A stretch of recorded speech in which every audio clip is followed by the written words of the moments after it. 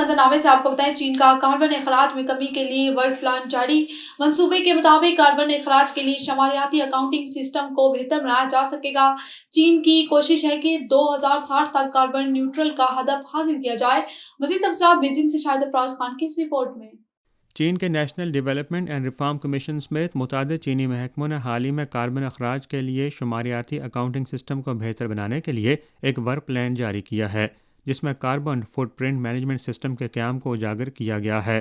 لو carbon کا اندازہ لگانے میں ایک اہم تصور کے طور پر کاربن فٹ پرنٹ مصنوعات کے گرین ہاؤس گیس کے اخراج کی شناخت اور تشخیص کے لیے استعمال کیا جاتا ہے۔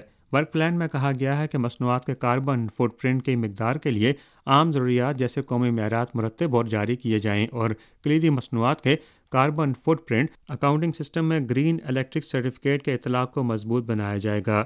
متعلقہ محکموں نے اہداف تجویز کیے ہیں کہ 2025 تک قومی اور صوبائی کاربن اخراج سالانہ رپورٹنگ اور بلیٹن سسٹم قائم کیے جائیں گے۔ صنعتوں اور کاروباری اداروں کے لیے کاربن کے اخراج اور مصنوعات کاربن فٹ پرنٹ کے اکاؤنٹنگ معیارات کا ایک سیٹ جاری کیا جائے گا اور نافذ کیا جائے گا، اور مصنوعات carbon footprint management system کی تعمیر مثبت پیش رفت کرے گی۔ چین نے 2030 سے پہلے کاربن پیک اور 2060 سے پہلے کاربن نیوٹرل کے اہداف طے کیے ہیں۔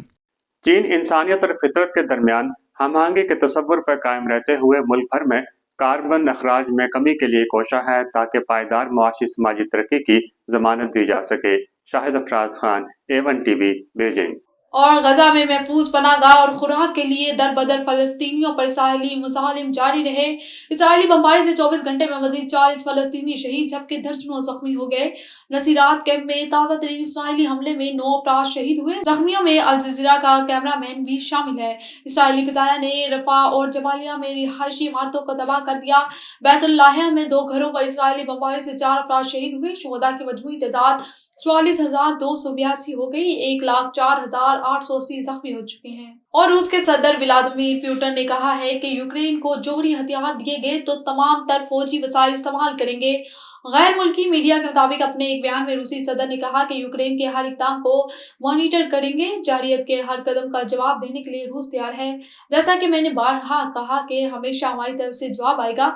اس سے قبل گزشتہ روز یوکرینی صدر زیلنسکی نے کہا تھا کہ روس نے توانائی کی تنصیبات کو کلسٹر ایمونیشن سے نشانہ بنایا ہے۔